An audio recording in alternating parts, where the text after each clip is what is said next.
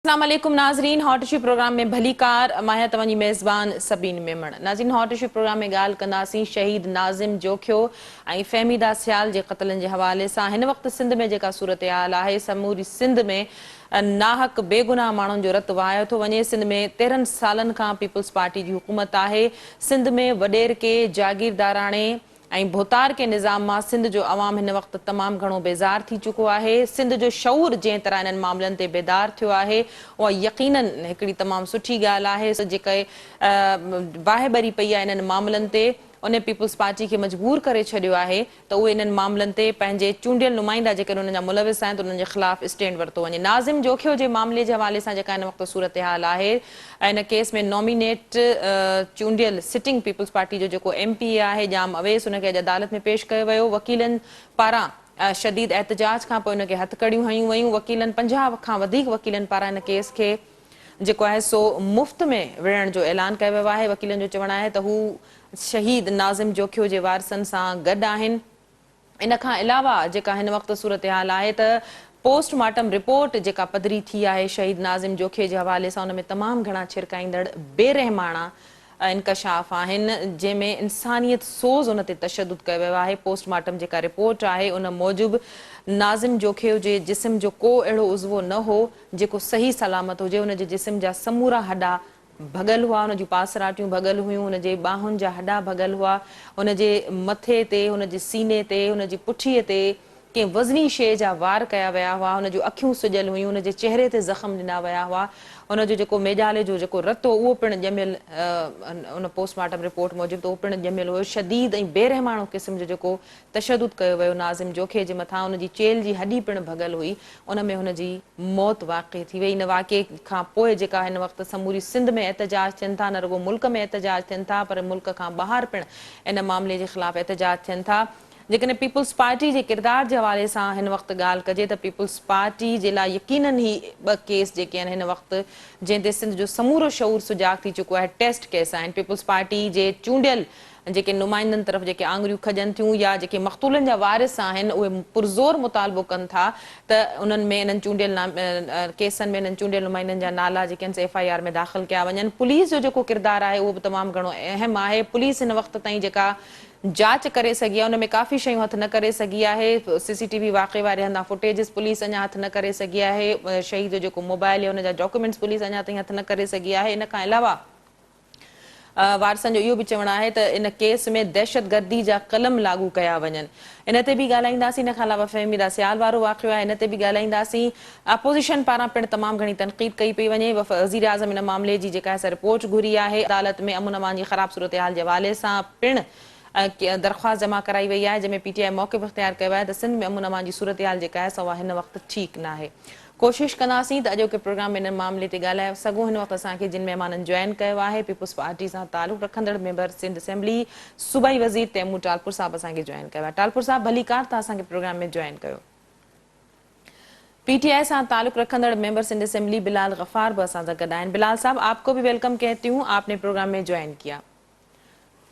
तैमूर साहब, छा चवंदो सिंध में हिन वक़्तु जेका सूरत हाल आहे, फ़हमीदा सियाल, हूअं त समूरी सिंध में अमन अमान जी सूरत हाल तमामु घणी ख़राब आहे। आए ॾींहुं फुल फ्राई हाफ फ्राई या इंसानियत खे लॼाईंदड़ अहिड़े तरह जा वाक़िया जेके आहिनि से पेश अचनि था त यकीनन सिंध हुकूमत जी गवर्नेंस से इहे सवाल उथनि था। सिंध में 13 सालनि खां पीपल्स पार्टी जी हुकूमत आहे, पर ही फ़हमीदा सियाल ऐं नाज़िम जोखियो वारो मामिलो जंहिं पीपल्स पार्टी जी गवर्नेंस जे सवाल उथारे छॾिया आहिनि। समूरी सिंध, न रुॻो सिंध बल्कि मुल्क खां ॿाहिरि पिणु माण्हू इन्हनि वाक़ियनि जी शदीद मज़म्मत कनि पिया। छा चवंदव?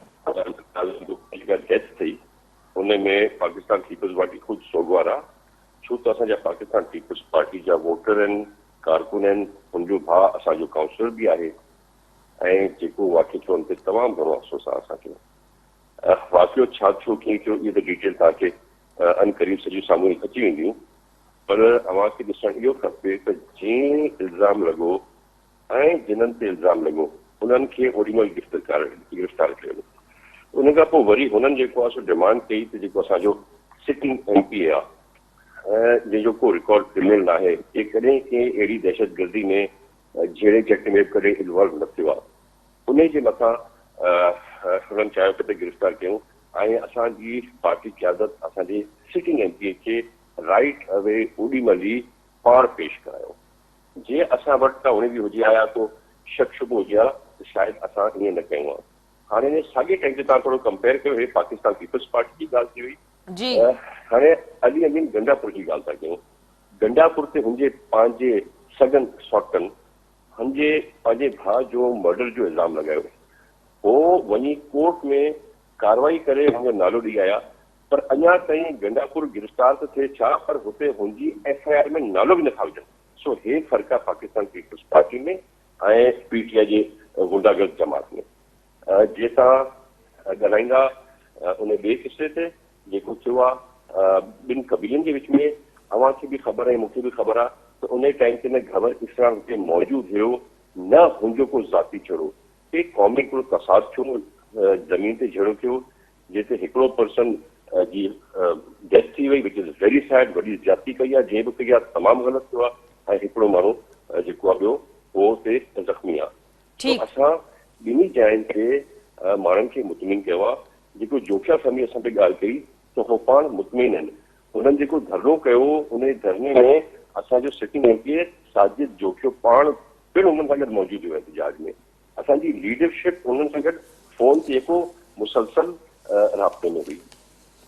ठीकु, तव्हां चओ था त उन्हनि जा जेके वारिस आहिनि उहे मुतमइन आहिनि। असांजी कल्ह ई मुलाक़ात थी आहे, उन्हनि जे वारिसनि पारां तमामु घणा तहफ़ुज़ा ज़ाहिर किया विया आहिनि। बिलाल गफ़ार भी असां सां गॾु आहे। बिलाल साहब, मौक़िफ़ आपने सुना तैमूर साहब का, वो कह रहे हैं कि हमारे MPA का अगर नाम इसमें आया तो पीपल्स पार्टी ने सबसे मुनफरिद होकर किरदार निभाया और उनके MPA ने गिरफ्तारी दी। जबकि हुआ ये कि सिंध का शऊर जिस तरह बेदार हुआ, जिस तरह सोशल मीडिया पे कैंपेन चली, जिस तरह मीडिया हाउसेज ने इस मामले को उठाया, जिस तरह से खुद नाजिम जोखियों के वुरसा ने इस मामले को उठाया, तो उस वजह से ये गिरफ्तारी अमल में आई है। लेकिन ये अभी कंप्लीट नहीं है प्रोसेस। आपको लगता है इसमें इंसाफ हो सकेगा? जी, बिस्मिल्लाहिर्रहमानिर्रहीम। सबीन, आपने बहुत ही इम्पोर्टेंट इश्यू उठाया है। ये सिर्फ नाजिम जोकियों का इश्यू नहीं है, उसके साथ साथ जो फरियाल सियाल का जो कत्ल हुआ है, फहमीदा सियाल सॉरी, उसका जो हुआ है उसमें भी एक सिटिंग MP है और उनके खानदान का नाम आ रहा है। उससे पहले उम्मे रबाब के जो फैमिली मेंबर्स का कत्ल हुआ था उसमें भी एक MPA का नाम है। तो हमने ये सुना तो था कि सिंध असेंबली में चोर लुटेरे बैठे हुए हैं और आज सिंध असेंबली में कातिल भी बैठे हुए हैं। मुझे एक स्टेटमेंट बता दें, जो ह्यूमन राइट्स के जो चैंपियन बनते हैं बिलावल भुट्टो जरदारी साहब के, उन्होंने एक कंडेम किया। वो ह्यूमन राइट्स की जो स्टैंडिंग कमेटी है नेशनल असेंबली में, वो उसके चेयरमैन भी हैं। मुझे इनकी लीडरशिप का एक मजम्मती बयान बता दें कि जो इन्होंने किया। ये तो सोशल मीडिया की ताकत थी, हमारे MPs गए, इनके ऊपर प्रेशर पड़ा कि इन्होंने उसकी अपनी गिरफ्तारी दी। इससे पहले अजीज मेमन जर्नलिस्ट, जिसने ये वीडियो चलाई कि 2000 रुपए या 200 रुपए दे के लोगों को ट्रेन मार्च में लाया गया, उसका कत्ल हो गया। अजीज मेमन को इंसाफ मिला।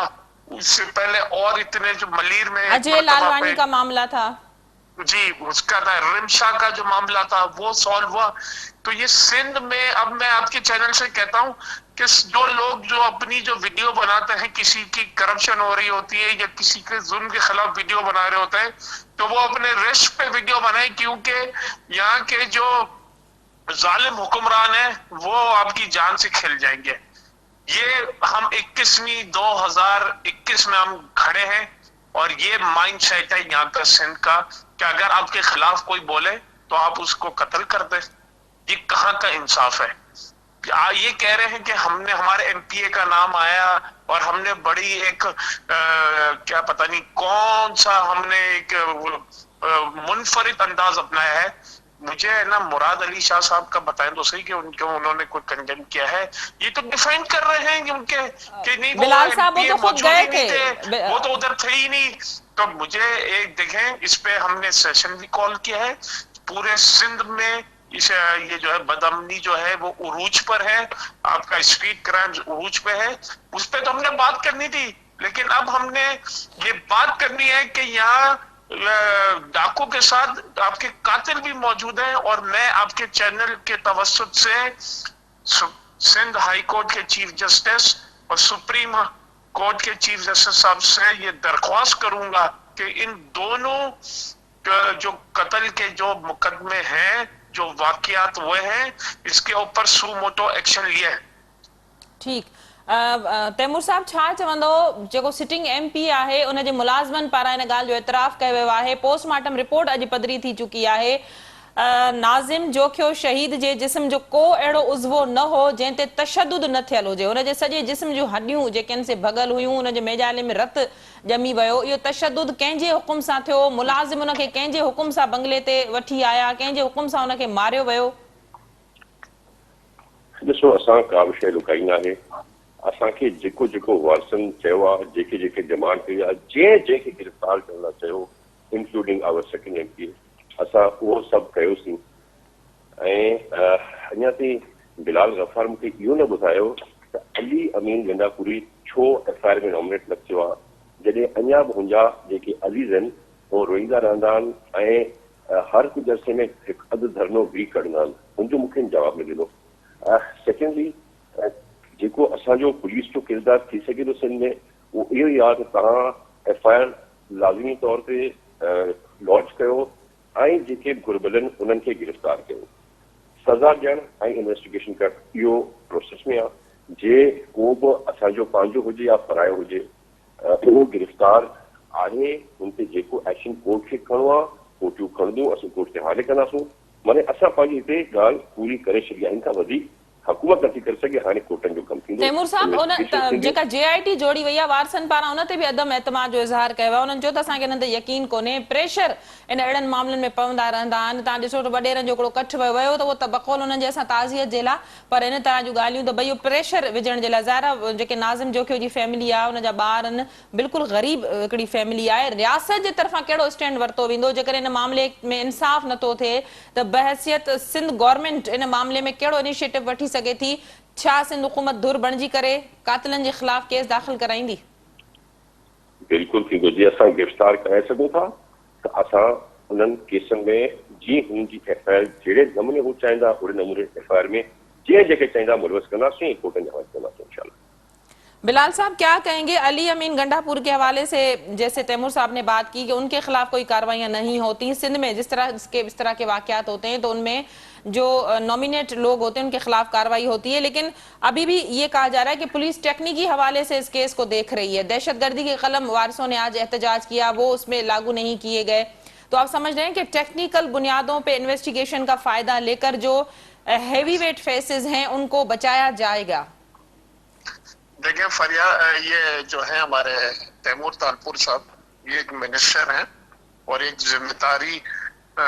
जिम्मेदार भी हैं पाकिस्तान पीपल्स पार्टी के, जो सीनियर मेंबर भी हैं। उनकी तरफ से ऐसे बयानात आना और कंपैरिजन करना, भाई आप मिनिस्टर हो सिंध के, आप जवाब दे हैं सिंध के, आपके चीफ मिनिस्टर हैं सिंध के, जवाब दे। आप अपने सूबे की बात करें और जो आपके सूबे में ये जो लाकानूनियत की जो है ना ये कैफियत, इसमें जो ये जो मैं कहूंगा कि ये लाकानूनियत की जो कैफियत है ये दिन ब दिन बढ़ती जा रही है, और आप है ना ब्लेम गेम करके अपने कसूर से आप क्लियर नहीं होंगे।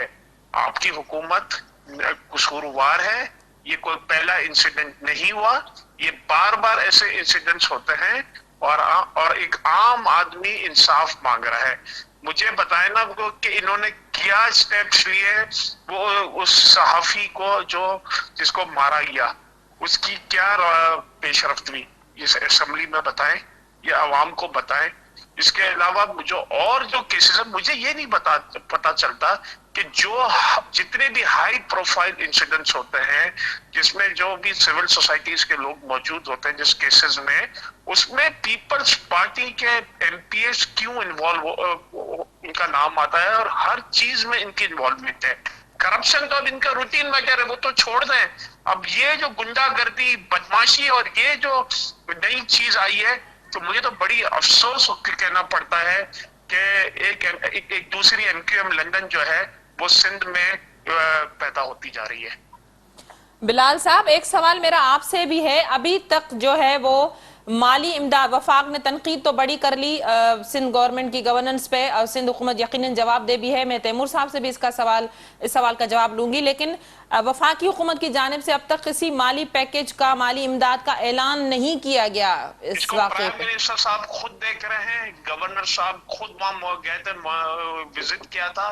और दूसरी बात मैं आपको ये बता दूं कि प्राइम मिनिस्टर इसने अहकामात दिए हैं इस चीज को सीरियसली लेने के लिए, और हम ये जो 2 केसेस हैं इसको मंतकी अंजाम तक पहुंचाएंगे, और हम ऐसे केसेस पे कोई कॉम्प्रोमाइज नहीं होने देंगे जिस तरह पिछली केसेस में इन्फ्लुएंस डाल के, प्रेशराइज करके मुक्का हो जाता है।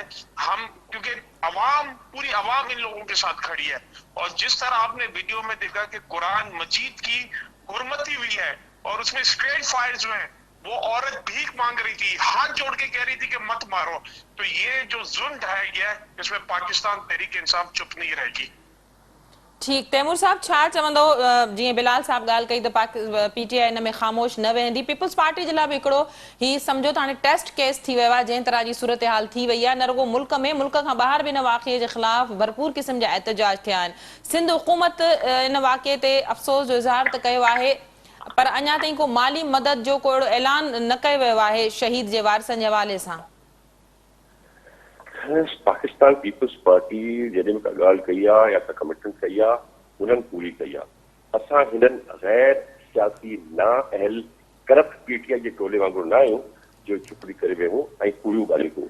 तव्हांखे ख़बर आहे त अॼु ताईं पाकिस्तान जी हिस्ट्री जो सभ खां कूड़ो लीडर, सभ खां करप्ट लीडर इमरान खान आहे। इहो वाहिद लीडर आहे जे पंहिंजी हिकु कमिटमेंट बि इन आवाम सां पूरी न कई, पर उबतो करे ॾेखारी।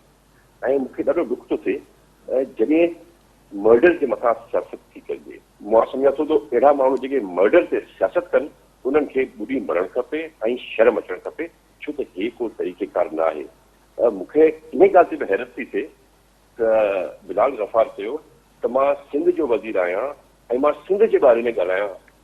हुनखे ख़बर हुजणु खपे मां हिकु सिंधी हुजण सां गॾोगॾु पाकिस्तानी नेशनल आहियां, ऐं पाकिस्तान जे जंहिं कुंड कोने में कंहिंसां जाती थींदी त मां पंहिंजी आवाज़ उथाइण जो हक़ रखां थो ऐं ज़रूरु उथारींदा पंहिंजी आवाज़।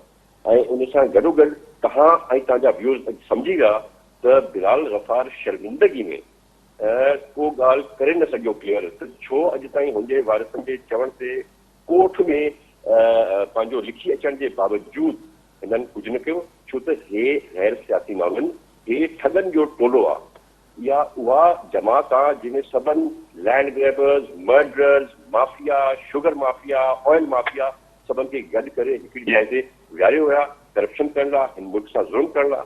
मां अञा अॻिते बि तव्हांखे यादि ॾियंदुमि जेके पंजाब में KPK में जेके मर्डर्स थिया आहिनि, कोल्ड ब्लडेड मर्डर्स थिया आहिनि, जेके रेप्स थिया आहिनि, उन्हनि जी लाकनि जो छा बिल्कुल तैमूर साहब, ओवरऑल सूरत हाल यकीनन सॼे मुल्क में ख़राब आहे, पर सिंध में पीपल्स पार्टी जी हुकूमत आहे, माण्हुनि जो हिकिड़ो ट्रस्ट रहियो। पीपल्स पार्टी हमेशह मुनसिफ़ाणे निज़ाम जी ॻाल्हि कई, उहो मुनसिफ़ाणो निज़ाम जेकॾहिं पीपल्स पार्टी जा चूंडियल नुमाइंदा ई ख़राब कनि त पोइ त ज़ाहिर आहे पीपल्स पार्टी ते आङुरियूं खजंदियूं, आवाम सवाल कंदो। ॾिसो, जे पाकिस्तान पीपल्स पार्टी में को MP हुजे, को MNA हुजे या को वज़ीर हुजे, जेको बि को ग़लती कंदो ॼाणी बुझी करे या ग़लती न थी वञे हुन सां बाक़ाइदगी सां निपटियो वेंदो, छो त उहो पाकिस्तान पीपल्स पार्टी जो मेंबर आहे या पार्लियामेंटेरियन आहे। कॾहिं चेयरमैन बिलावल कॾहिं बि कंहिं क़िस्म जी लीवरेज न ॾिनो आहे, ऐं हुनजो सबूत अॼु तव्हांजे साम्हूं नाज़िम जोखे जे केस में तव्हांजे साम्हूं पियो आहे। असां कंहिं क़िस्म जो को फ़र्क़ु न रखियो ऐं इंशाअल्लाह ताला कॾहिं बि रखंदासीं। ऐं को सालनि जी ॻाल्हि आहे कोन जेको असां जेल बि था छॾियूं।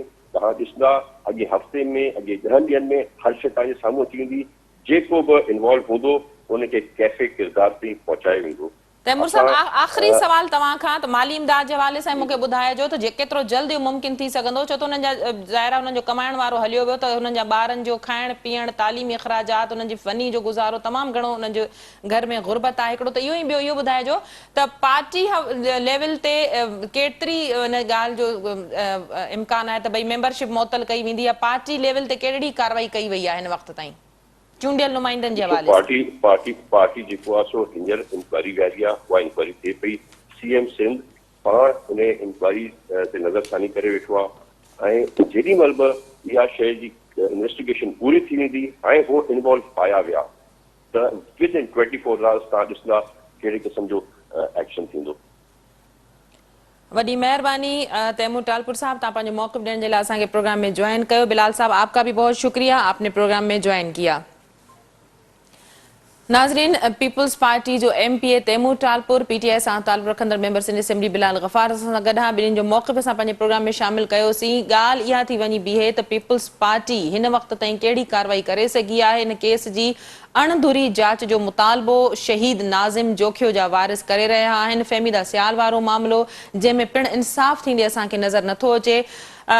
तैमूर टालपुर जो चवणु हो त पीपल्स पार्टी या सिंध जो वॾो वज़ीर बिना फ़र्क़ जे हिन मामले खे ॾिसी रहियो आहे। यकीनन जेके वारिस आहिनि उन्हनि जी माली सहायता जे हवाले सां पिणु सिंध हुकूमत खे को क़दम खणण जी ज़रूरत आहे, पर ज़रूरत सवाल इहो आहे त जॾहिं चूंडियल नुमाइंदा इन तरह जे मामलनि में मुलविस निकिरंदा त उन्हनि खे बचाइण जे लाइ हाणे खां ई कोशिशूं शुरू कयूं वञनि थियूं। जेका इन्वेस्टिगेशन थींदी उहा फेयर थींदी, जेके मज़बूत जवाबदार आहिनि, छो त असल जेके जवाबदार आहिनि उहे त कोई ॿिया ई आहिनि।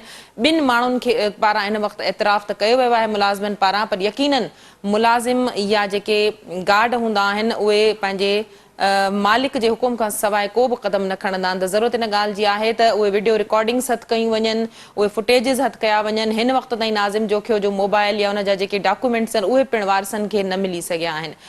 प्रोग्राम जे सिलसिले खे जारी रखंदासीं। वक़्तु थियो आहे मुख़्तसिर वक़फ़े जो, वठूं था वक़फ़ो।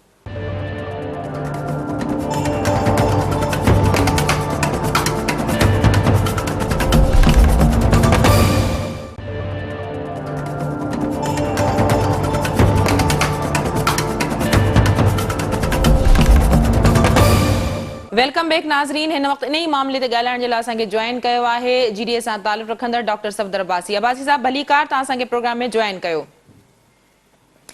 अब्बासी साहब, छा चवंदो हिन वक़्तु सिंध में जेका सूरत हाल आहे, बदमनी जी हिकिड़ी बाहि भरियल आहे, मज़लूमनि खे दॿाए थो वञे, वॾेरको बोतारको जागीरदारणो जेको सिस्टम आहे उन ख़िलाफ़ सॼी सिंध सरापा एहतजाज आहे। फ़हमीदा सियाल ऐं नाज़िम जोखियो जे मामले ते जंहिं तरह सिंध सुजागी जो मुज़ाहिरो कयो आहे, ॿधीअ जो मुज़ाहिरो कयो आहे, तव्हां सम्झो था त ही केस पंहिंजे मंतक़ी अंजाम ताईं पहुची सघंदा ऐं बासर जेके क़ातिल आहिनि जिन जो ताल्लुक़ पीपल्स पार्टी सां आहे उहे एक्सपोज थी सघंदा, उन्हनि खे सज़ा मिली सघंदी? ये काफ़ी अर्से खां ये मामला हलनि पिया, पर उन ते हिकिड़ो दॿियल एहतजाज या दॿियल रिएक्शन ज़रूरु अचे पियो। पर हिननि ॿिनि वाक़िअनि जेके थिया आहिनि, हिकिड़ो इहो फ़हमीदा सियाल वारो मसइलो, उन खां पोइ असांजो नाज़िम जोखी साहब वारे मसइलो, इन सॼी सिंध खे जेको आहे लोॾे छॾियो आहे। मां सम्झां थो पियो त हर उहो इंसान जेको पंहिंजे दिलि में को दर्द रखे थो पियो या का शइ उनजे ज़हन में को रती बराबरि बि को इंसानियत आहे, त उन्हनि ॿिन्ही वाक़िअनि ते तमामु शदीद मां सम्झां थो रद्दमल जो इज़हार थियो आहे। त इलाही वाक़िया थिया आहिनि सिंध में जंहिं ते ज़रूरु रिएक्शन थी, पर आहिस्ते उहो दॿिजी वई। पर मां सम्झां थो त हिननि ॿिनि वाक़िअनि जेको रिएक्शन ॾिनो आहे, मां सम्झां थो इलाही अरसे खां जेको सिंध में हिकिड़े दॿियल जेको हिकिड़ी आवाज़ हुई, ऐं जेका आवाज़ थिए पई वरी रुकिजी पई वञे, मां सम्झां थो त हिन दफ़े जेको आहे वॾे पैमाने ते जेको आहे हुनजी रिएक्शन थी आहे। ऐं मां सम्झां थो इहो जेको सिंध हुकूमत आहे हुनखे हिनजी डेफिनेटली रिएक्शन वठिणो पवंदो, ऐं जेको आहे सो कातनि खे कीफर किरदार ताईं पहुचाइणो पवंदो। छा जेका जीअं न कयूं त हीउ हिकिड़ो वॾो हिकिड़ो नासूर आहे जेको पाकिस्तान पीपल्स पार्टी ऐं सिंध हुकूमत ते जेको आहे सॼी उमिरि रहंदो। ऐं मां सम्झां थो त हिन ॿिनि वाक़िअनि खां सबक़ु हासिलु करणु खपे त जेका ज़्यादती आहे, ज़ुल्म आहे, उहा जेको आहे हाणे नाक़ाबिले बर्दाश्त थी चुको आहे। इंसाफ़ नापैद आहे, इंसाफ़ करण वारा इदारा जेको आहे सो ख़ामोशी जो शिकार आहिनि, जेके हुकूमतनि खे इंसाफ़ ॾियणो आहे उहे ख़ामोशी जो शिकार आहिनि। त मां सम्झां थो पियो त इहो जेको पब्लिक रिएक्शन आहे इन खां असांखे सभिनी खे सबक़ु हासिलु करणु खपे त उहा ही जेका सिंध जे अंदरि हिकिड़ी टोटली ख़ासि तौर ते जेके पाकिस्तान पीपल्स पार्टी आहे गुज़िश्ता 10-12 साल जी हुकूमत आहे, हिन में टोटली जेको आहे सॼी जेको आहे सो जेका सियासत चइजे हुजे या जेका एडमिनिस्ट्रेटिव जेका शइ हुजे, सभु जेको आहे सो लोकल जागीरदार लोकल जेके वॾा माण्हू जे हथ में ॾेई वई आहे। ऐं मां सम्झां थो त इन जो अचण वारे ॾींहं में सिंध जी सॼी जेका हिकिड़ी समाजी जेको अब्बासी साहब छा चवंदो अॼु इन मामले जे हवाले सां जेको नॉमिनेट जवाबदार आहे पीपल्स पार्टी जो सिटिंग MP आहे जाम अवेस, उनखे साथियुनि समेत अदालत में पेश कयो वियो, 3 ॾींहंनि जो वधीक रिमांड ॾिनो वियो, पर जॾहिं उनखे अदालत में पेश कयो वियो त उनजे हथ में हथकड़ियूं लॻल न हुयूं, हिकु ॾोहारी जीअं उनखे न पेश कयो वियो। छो त हू ॾोहारी आहे, उन बावजूद हुन सां इहा रिआयत कई वई, जंहिं ते उते अदालत में मौजूद वकीलनि पारां एहतजाज कयो वियो, उन खां पोइ उनखे हथ कड़ियूं वयूं। पुलिस जो इन मामले में जेको किरदारु आहे उहो सदाईं मशकूक रहियो आहे, हिकिड़ो प्रेशर पुलिस ते पवे थो सियासी क़िस्म जो। सिंध जो वॾो वज़ीर या काबीना जा मेंबर्स नाज़िम जोखे जे तॾे ते विया, उन्हनि खे यकीन ॾियारे, पर उन बावजूद पीपल्स पार्टी खुली करे अञा ताईं उहो स्टैंड वठंदे नज़र नथी अचे। ॾिसो यकीन जेको आहे सो हाणे उहो वक़्तु अची वियो आहे जिते पाकिस्तान पीपल्स पार्टी जी क़यादत जेका आहे वधीक कन लाटार नथी करे सघे। छा आहे की पै दर पे जेको आहे सो गुज़िश्ता 10-12 सालनि जेके वाक़िया थिया आहिनि उन्हनि खे ईअं महसूस थी पियो थिए त शायदि हुकूमत या पार्टी जी जेका क़यादत आहे उहा हुनखे हिकिड़े कन मां ॿुधे पई ॿिए मां कढी पई छॾे, हुनजो उहो रिएक्शन न पियो अचे जेको अचणु खपे हा। पर हाणे वक़्तु जेको आहे जीअं गुज़रंदो थो वञे पियो त इन्हनि वाक़िअनि जी जेका मुसलसल जेका वाक़िया हुन मां थियनि था पिया त उनजी जेका नतीजे में हाणे पब्लिक रिएक्शन तमामु स्ट्रॉन्ग आहे। मां सम्झां थो पियो त हाणे वक़्तु शायदि अची वियो आहे त वधीक कन लाटार न थी सघे, ऐं जेका हुकूमती जेके क़ाइदीन आहिनि उनखे को न को जेको आहे रिएक्शन ॾियणी पवंदी। हाणे साईं कार मरादरी शाह पाण उते वियो आहे ऐं उते वञी जेको आहे पाण हुन सां अश्योर करे आयो त बाबा असां जेको आहे सो हक़ीक़तनि खे जेको आहे सज़ा मिलंदी। पर इहो हाणे वॾो हिकिड़ो इम्तिहान आहे मुंहिंजी नज़र में सिंध हुकूमत जो ऐं पाकिस्तान पीपल्स पार्टी जी क़यादत जो। छाजे करे पाकिस्तान पीपल्स पार्टी जी क़यादत हमेशह हिकिड़े मुनसिफ़ाना निज़ाम जी जेका हिमायत कई आहे। शेर ज़ुल्फ़ारी भुट्टे शेर मोहतरमा बेनज़ीर भुट्टो साहिबा जॾहिं इहा पार्टी ठाही त हुननि इंसाफ़ जे तक़ाज़ुनि खे मदनज़र रखंदे हिकिड़े आम माण्हू हिकिड़े ग़रीब जी लाइ जेको आहे सो आवाज़ उथारियो, हुननि जे हक़नि जो आवाज़ उथारियो। त मुंहिंजी नज़र में हाणे उहो वक़्तु अची विया जिते पार्टी वारनि खे या त इहो साबित करिणो आहे त बाबा उहो उन ई नक्श कदम ते हलनि था पिया, या उनखे इहो साबित ॻाल्हि जे उनजी इन्हनि जे रवैयनि जे करे पोइ इहा ॻाल्हि साबित थी वेंदी शायदि उहो उन सियासत खे या उन जेको समाजी इर्तिक़ा जी जेका हिकिड़ी कोशिशि हुई भुट्टे साहब मोहतरमा जी उन रस्ते ते उहो नथा हलणु चाहिनि। अब्बासी साहब इहो त बिल्कुलु खुलियल चिट्टो नज़र अचे थो। अब्बासी साहब इहो त बिल्कुलु खुलियल चिट्टो नज़र अचे पियो। हिन वक़्त ताईं पीपल्स पार्टी पंहिंजे सिटिंग एमपीए जी मेंबरशिप बि रद्द न कई आहे। पार्टी लेवल ते त इहो स्टेप खणी पिए सघिजो या न पिए खणी सघिजो त भई जेसिताईं इल्ज़ाम हेठि आहे लाज़मी हुनजे उताक तां हुनजो लाश मिलियो आहे, उन सां उनजा गार्ड उनजा मुलाज़िम उन नाज़िम जोखे खे वठी आया आहिनि त ज़ाहिर उनजे हुकुम ते वठी आया हूंदा। टेक्निकी हवाले सां पुलिस चए पई त भई असां हिन मामले खे ॾिसूं पिया, तव्हां नथा सम्झो त टेक्निकली जेके शयूं यूज़ करे इन सिटिंग एमपीए खे बचाइण जी कोशिशि करे सघे थी पुलिस? ॾिसो उहा जीअं अहिड़ी का बि कोशिशि कई वई त उनजो यकीनन जेको आहे पब्लिक रिएक्शन हाणे थींदो। हाणे जीअं जीअं असां मामलात अॻिते वधनि था पिया, ॾिसो हिकिड़ी ॻाल्हि क्लियर आहे त जेके ॿिनि जवाबदारनि जेके हुनजा गार्ड हुया उन्हनि इन ॻाल्हि खे तस्लीम कयो आहे त बाबा असां हुनखे खणी आयासीं ऐं असांजे जेको आहे सो जेका टॉर्चर हुयो हुनजे नतीजे में हुनजी डेथ थी आहे। जॾहिं इहा ॻाल्हि मञिजी चुकी आहे त पोइ यकीन जेके माण्हू इन सॼे में इन्वॉल्व रहिया, हाणे मां ॾिसां इन ॻाल्हि खे बि हाणे वरजाइणो पवंदो त वाह केरु पीपल्स पार्टी जा असली माण्हू आहिनि, केरु पीपल्स पार्टी में नकली अंदाज़ में जेको साम्हूं आयो, नकली अंदाज़ में हिकिड़ी क़यादत साम्हूं आई आहे जेका। सो हाणे मां सम्झां थो त इहो हिकिड़ो टेस्ट आहे बिलावल साहब जो बि, ज़रदारी साहब जो बि, ऐं साईं मुराद अली शाह जो बि। जीअं हुन टेस्ट में पूरो नथा लहनि पोइ सिंध जो आवाम खे हक़ु आहे त जेको आहे सो अॻिते बि जेको आहे सो जेके इंसाफ़ जा पैरामीटर्स आहिनि, जेको पैरामीटर आहे सिंध हुनजे नज़री में हिन जो इत्साफ़ करे ऐं हिन इत्साफ़ जे नतीजे में जेका हीअ हुकूमत आहे हिन हुकूमत खे शायदि हुनखे ख़ाली करिणो पए। अब्बासी साहब इन ॻाल्हि इन केस में हर शइ बिल्कुलु चिटी ऐं वाज़े आहे। सरदारनि भोतारनि वॾेरनि जागीरदारनि जे हुकुम खां सवाइ हुनजा मुलाज़िम चुरंदा पुरंदा बि न आहिनि। ज़ाहिर मुलाज़िमनि खे हुकुम मिलियो हूंदो, मुलाज़िमनि नाज़िम जोखियो खे मुलाज़िम वठण विया आहिनि, तरह जो मामिलो पेश आयो, पर हिन वक़्तु हर मुमकिन कोशिशि कई पई वञे त जेको एमपी आहे उनखे बचाए वञे। नाज़िम जोखे जी जेका पोस्टमार्टम रिपोर्ट पधरी थी आहे उन में बि तमामु घणा बेरहमाना इंकशाफ थिया आहिनि त उनजे सॼे जिस्म जा हॾा भॻल हुआ, उन जूं पासराटूं, उनजे हथनि जा हॾा, उनजी चेल भॻी वई, मेजाले जो जेको ताईं रत जेको आहे उनजो पखड़ियल नज़र आयो। एतिरी शदीद बिल्कुलु चिटियूं निशानियूं मिलण जे बावजूदि हिन केस में अञा ताईं दहशतगर्दी जा कलम न लॻाया विया आहिनि। वारसनि जो अॼु बि इहो मुतालबो हो, छा चवंदो? न उहो जेके ॾिसो न ॻाल्हि त हाणे इहा पुलिस जी बि टेस्ट आहे न बाबा, जी वाली त असांखे इहो बि ॾिसणो पवंदो हाणे त बाबा छा पुलिस जेको आहे सो आज़ादाना पंहिंजे अंदाज़ में इन्वेस्टिगेशन करे रही आहे या उनजे मथां प्रेशर आहे।